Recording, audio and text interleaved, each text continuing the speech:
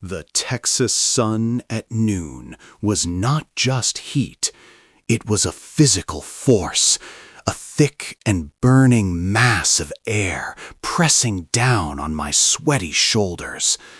The smell of melting asphalt mingled with the dry metallic scent of solar panels created a suffocating atmosphere. I wiped the sweat stinging my eyes, my hands still meticulously checking every connection on the Ashford Ranch eaves.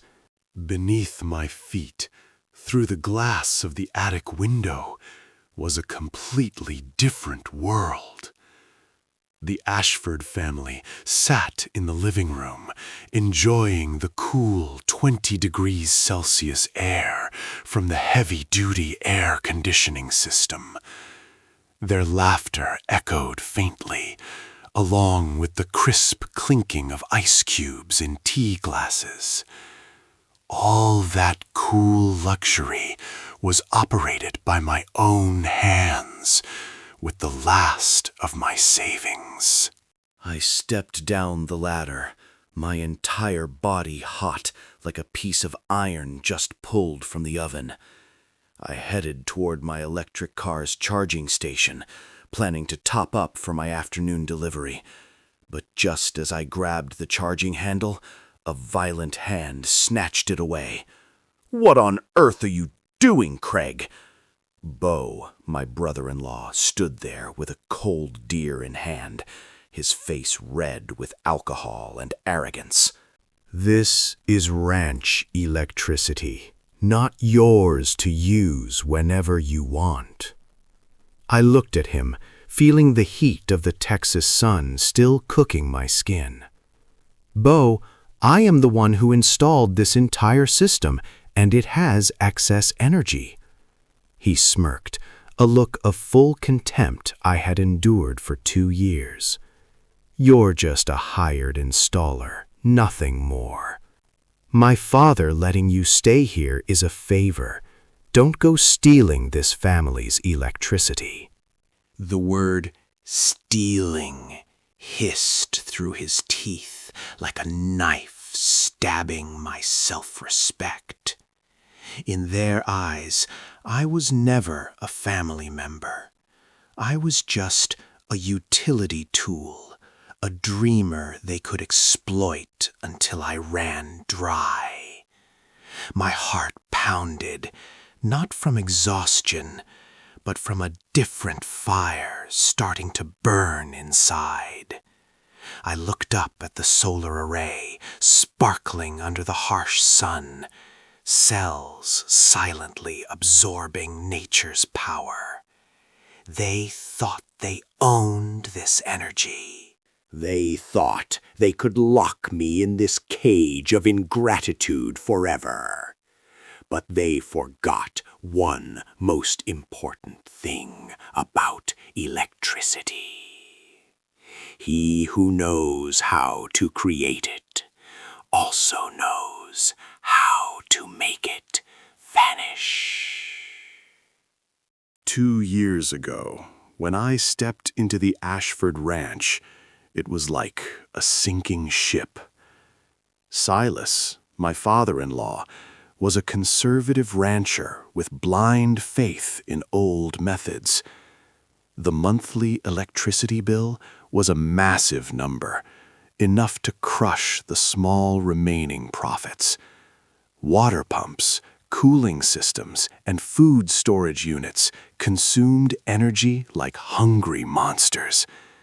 I, a renewable energy engineer with patents they called toys, made an offer. "Let me install the solar system. It will save this ranch," I said during a tense dinner. Silas looked at me through his glasses, eyes full of suspicion and hidden desperation.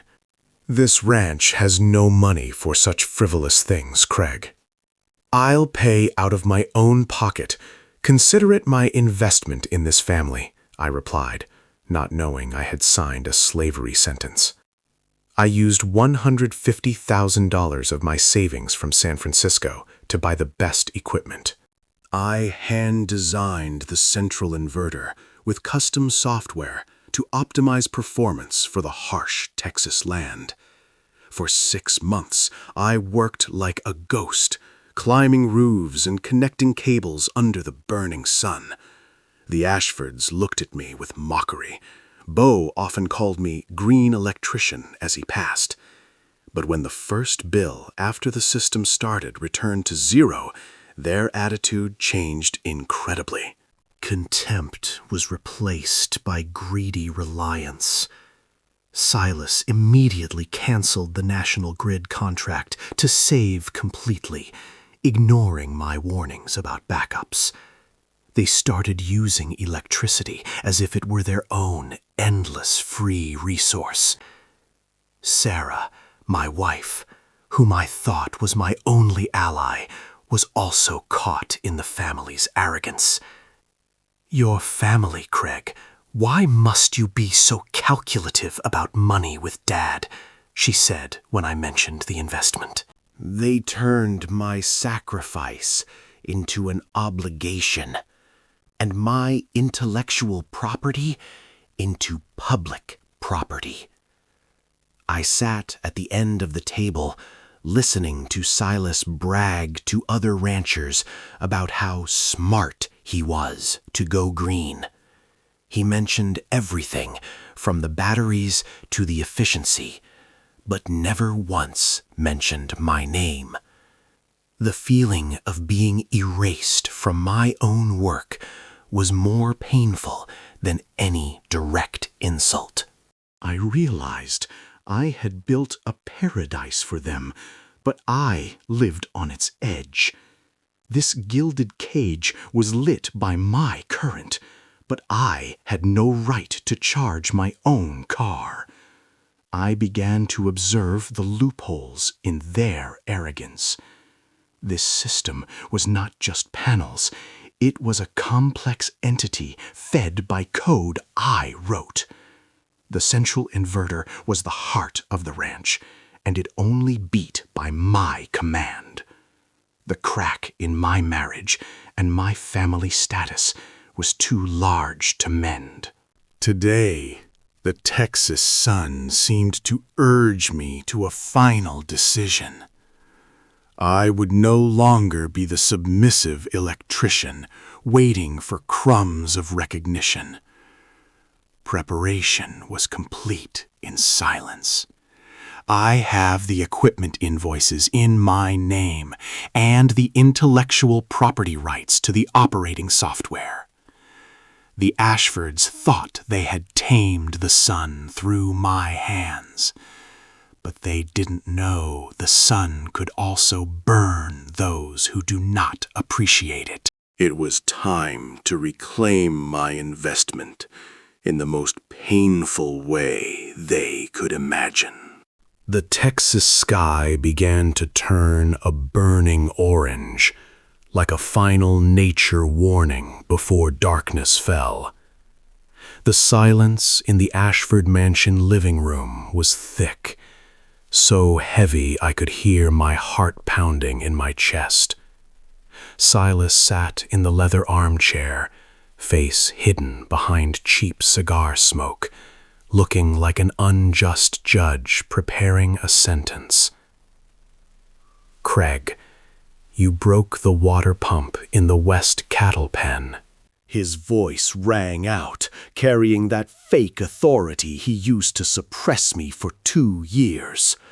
I clenched my fists, feeling the soot and dry sweat still clinging to my skin. "Father, that pump is 30 years old. It failed due to engine age, not the power system. You dare talk back to me?" Silas slammed his hand on the table, the impact making the crystal glasses rattle. His wife, Martha, stood nearby, quickly dabbing her eyes with a handkerchief, as if she were the victim. "Stop it, Silas. He never considered us family anyway." She sobbed, a familiar manipulation I had witnessed hundreds of times. Bo stood in the corner, beer in hand, wearing a poisonous smile as he saw me cornered.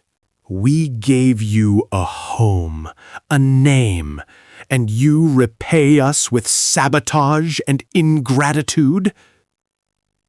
Sarah, my wife, looked down at the floor, not saying a single word to defend her husband. Her silence was the final knife cutting the last fragile threads between me and this clan. Just leave, Craig. Silas stood up, pointing to the door with ultimate contempt. Take your frivolous ideas and get off this ranch immediately. I don't need a son-in-law who tries to lecture his master. I looked at him, then at Bo and Sarah, feeling a strange relief spreading through my body. The part of me that always tried to please others died in that moment. Fine, I'll go, I said, my voice so calm it surprised even me.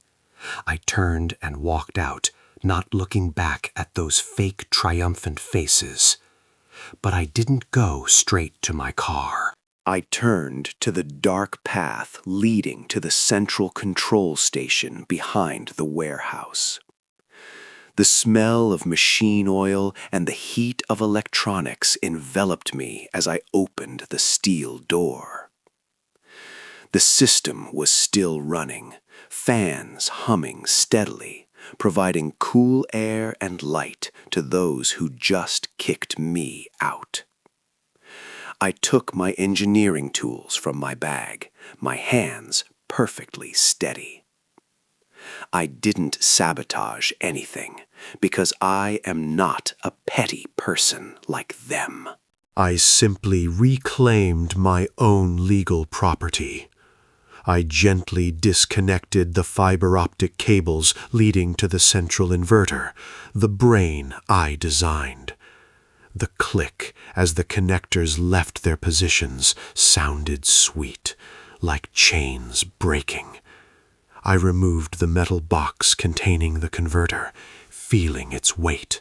My $150,000, my intellect. Next, I opened my laptop, accessing the system operation interface. Activate Intellectual Property Protocol. Full lock. I hit enter, and a red command flashed on the screen like a death sentence for Ashford Ranch comfort. From now on, no one in the world, not even the best electricians, could make those panels work again without my access code. I walked out, closed the control station door, and locked it with the only key I possessed. The Ashfords were still inside, likely celebrating getting rid of me. They didn't know the price of their ingratitude would soon be paid in sweat and panic. I threw the inverter into the back of my truck and started the engine. My headlights swept across the porch where Silas stood watching with a face full of arrogance. I hit the gas, leaving behind the Ashford Ranch as it slowly sank into the darkness of the Texas night. Freedom tasted of sweat and betrayal, but it was wonderful. The monster of manipulation was left behind.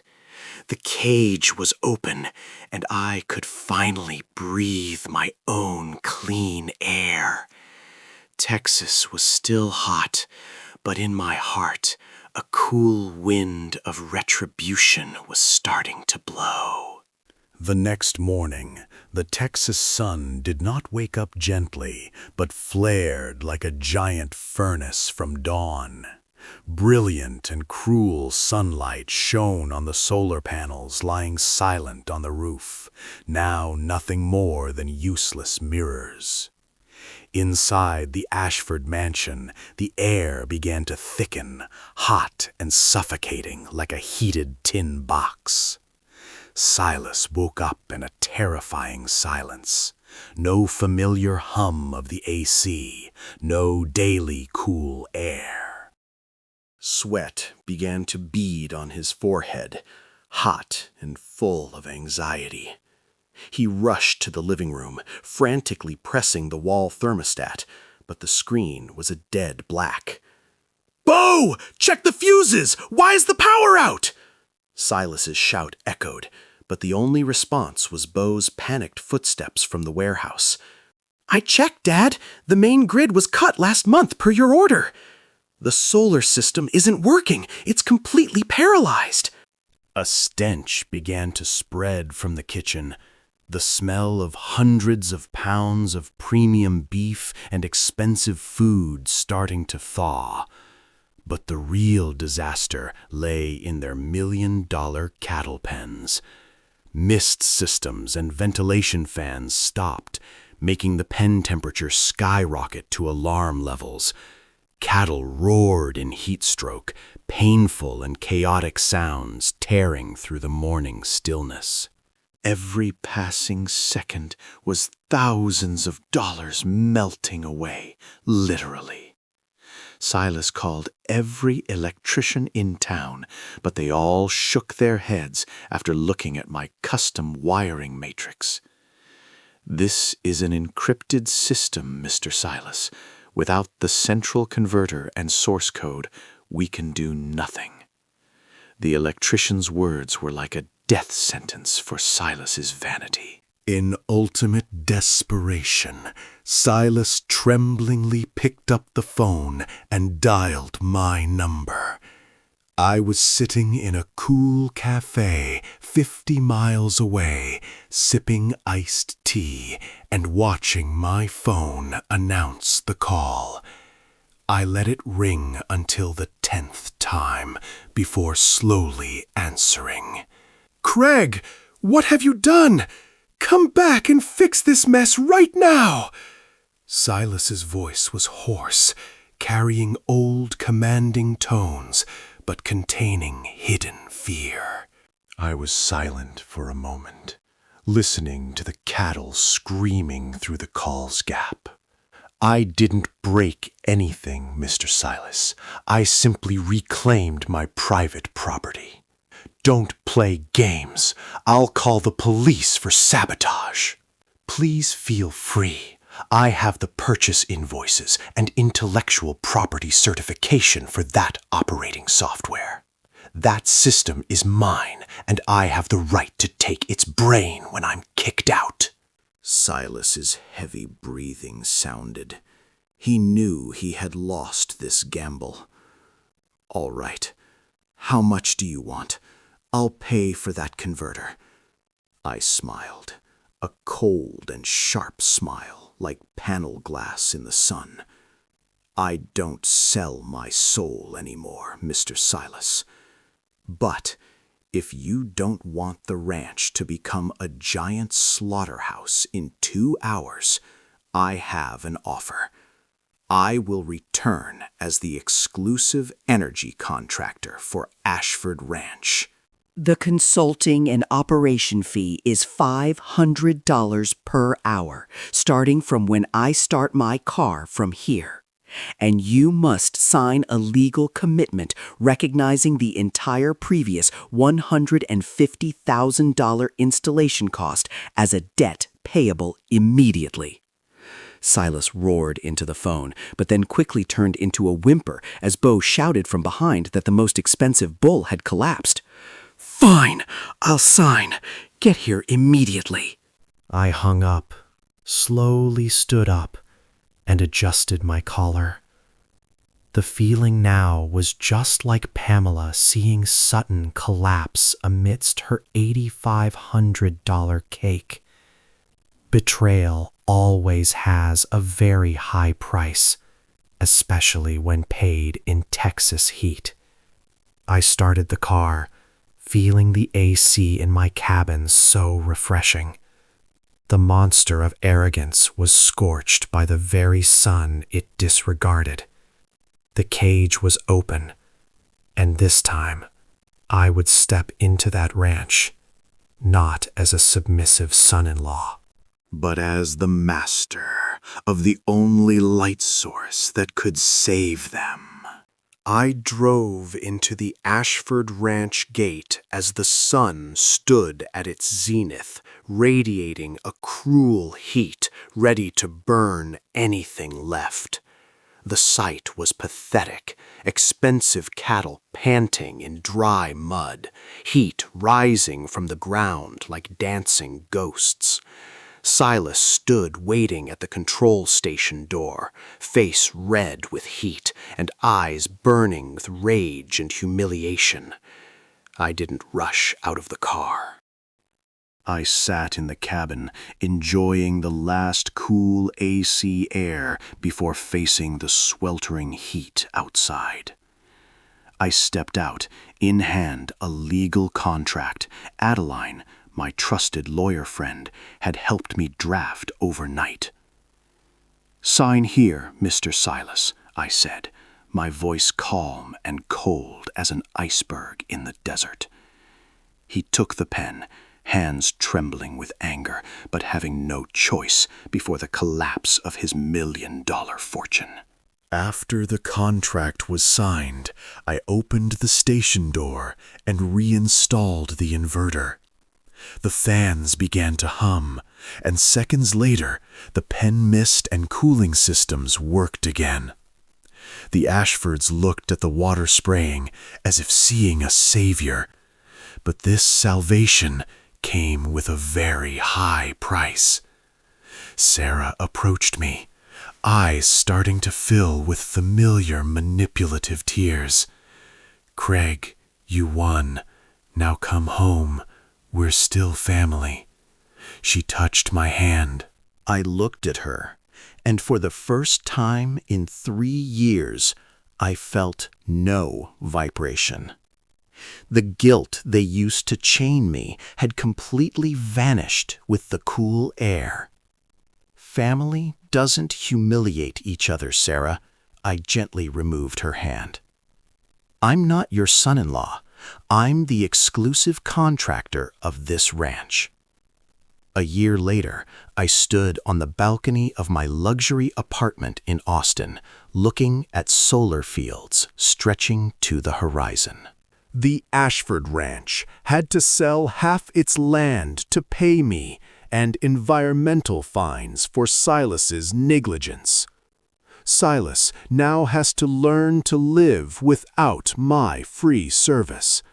And Bo is struggling with machinery repair bills. I received a message from Martha saying she wants to make peace to see her grandchild, but I just smile and hit delete. Some bridges, once burned, should stay ashes. I breathe deeply the fresh air, feeling the sweetness of independence. The monster of manipulation has completely disappeared from my life. The cage has long been open, and I am finally, completely, truly free.